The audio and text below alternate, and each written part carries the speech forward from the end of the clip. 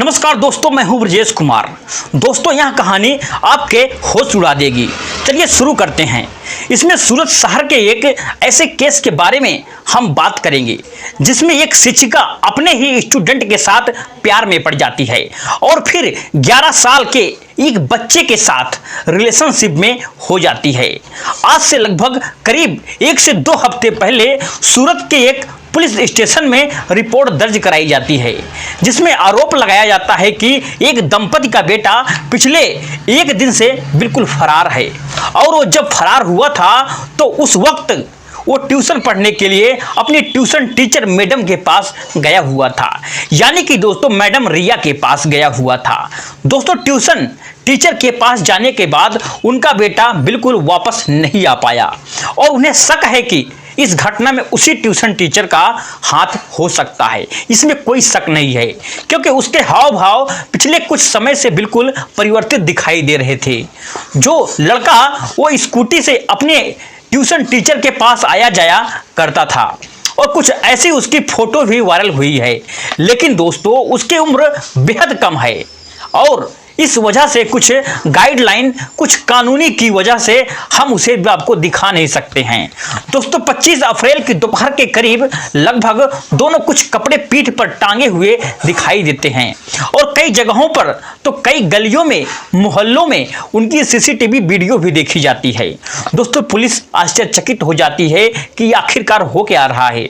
आखिर एक 23 साल की महिला एक 11 से 12 साल के बच्चे के साथ क्या करेगी? क्या उसका वो अपहरण करके ले गई है?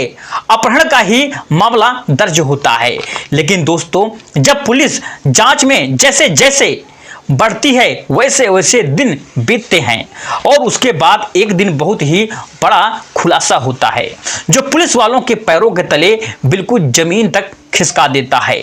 दोस्तों, एकदम भौचक्के हो जाते हैं इस जांच में जब दोस्तों पुलिस वालों को पता चलता है कि 23 साल के ट्यूशन टीचर अपने ही लगभग 11 से 12 साल के छात्र के साथ प्रेग्नेंट हो चुकी है। तो दोस्तों वे बड़े ही संकोच में पड़ जाते हैं और उन्हें इस बात पर विश्वास नहीं होता है जैसे पहली बार में हमें और आपको नहीं हो रहा है। दोस्तों, यकीन करो, करने वाली बात है ही नहीं है बिल्कुल।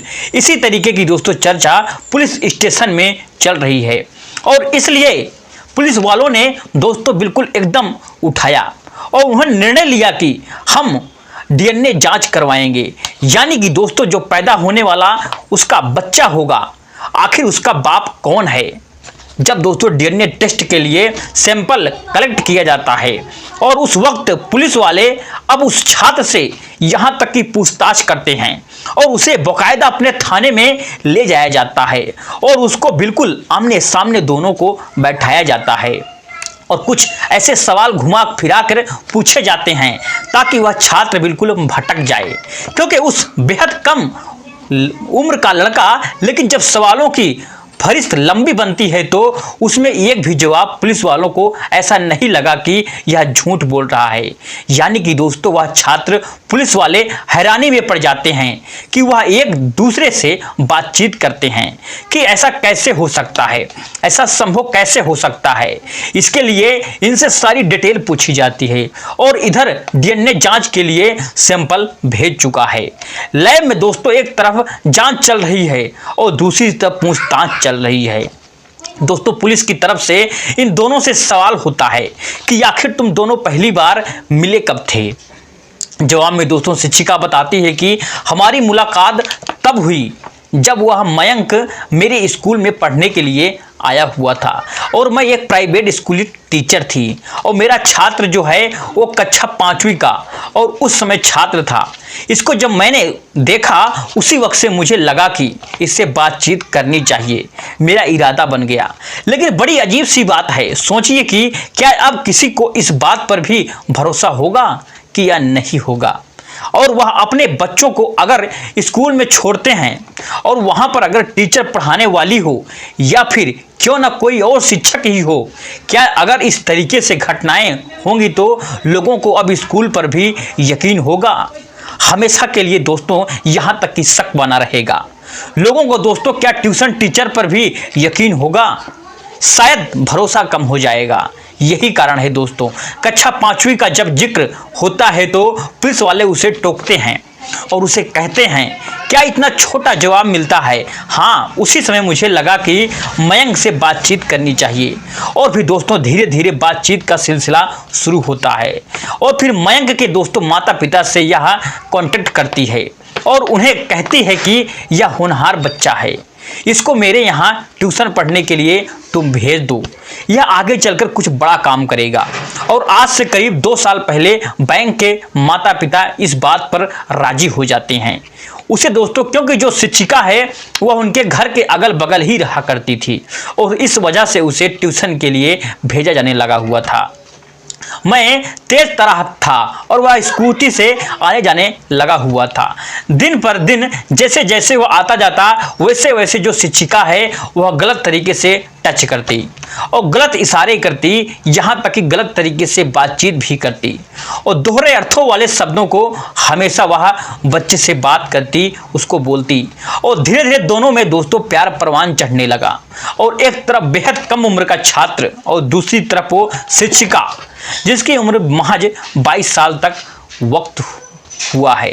और फिर एक दिन अचानक से करीब लगभग जब 6 से 7 महीने या साल भर बीत गया तो उस वक्त शिक्षिका यानी गुड़िया अपने छात्र मयंक से अश्लील तरीके से हरकतें करने लगी और उसके बाद दोनों संबंध बनाते हैं और पहली बार था जब दोनों एक दूसरे के साथ फिजिकल हुए थे और इसके बाद से दर्जनों बार इन्होंने एक दूसरे के साथ संबंध बनाए। दोस्तों सोचने की बात है, अब मयंक को दोस्तों भी इसकी लत बिल्कुल लग चुकी थी, वह इसके बिना रह नहीं पा रहा था। यह भी बिना वजह के बहुत ही देर तक अपनी टीचर के पास रुकने लगा और फिर यह मामला दोस्तों तकरीबन 1 साल तक चलता रहा और इसी बीच मयंक से जो दोस्तों शिक्षिका है वह प्रेग्नेंट हो जाती है और उसने जांच करवाई और उसे बहुत ही हैरानी हुई जब उसे पता चला कि अब उसका ही जो स्टूडेंट है वह उसके बच्चे का पिता बनेगा। दोस्तों मैं आपको बता दूं, फिर दोनों ने तय किया और लगभग 25 अप्रैल को दोनों फरार हो गए और सबसे पहले वे यहाँ से बड़ौदा जाते हैं और बड़ौदा से फिर से निकलते हैं राजस्थान के लिए और फिर राजस्थान के रास्ते होते हुए वे मथुरा, वृंदावन तमाम शहरों में घूमते, यानी करीब करीब लगभग दोस्तों 5 से 6 शहरों में उन्होंने यात्राएं की और खूब एंजॉय किया, यहाँ तक खूब मज़े किया और जहाँ जहाँ होटलों पे वह रुके वहाँ इन्होंने एक दूसरे के साथ रिलेशन बनाए और फिर दोस्तों यह बात खुद छात्र ने कबूली है। ऐसा ही जवाब दोस्तों उसकी शिक्षिका भी ने दे रही है कि हाँ हमने एक दूसरे के साथ संबंध बनाए हैं, इसमें कोई शक नहीं है और मैं बिल्कुल झूठ नहीं बोल रही हूँ। इन्होंने कई जगहों पर रुक करके शॉपिंग वगैरह भी की और उसके बाद जब यह लौट रहे थे, क्योंकि इन्होंने बहुत सारी जगहों की खोजा कि वहाँ पर सुकून से चैन से वह रह सकते हैं और एक दूसरे के साथ प्यार से आगे बढ़ सकते हैं। लेकिन दोस्तों मैं बता दूं कि बड़ा सवाल यह है कि उस शिक्षिका को लेकर के उसकी उम्र लगभग 23 से 24 साल, क्या उसे इतना नहीं पता था कि वह जिसके साथ रिलेशनशिप में है वह अभी मात्र एक छोटा सा दिमाग का बच्चा है।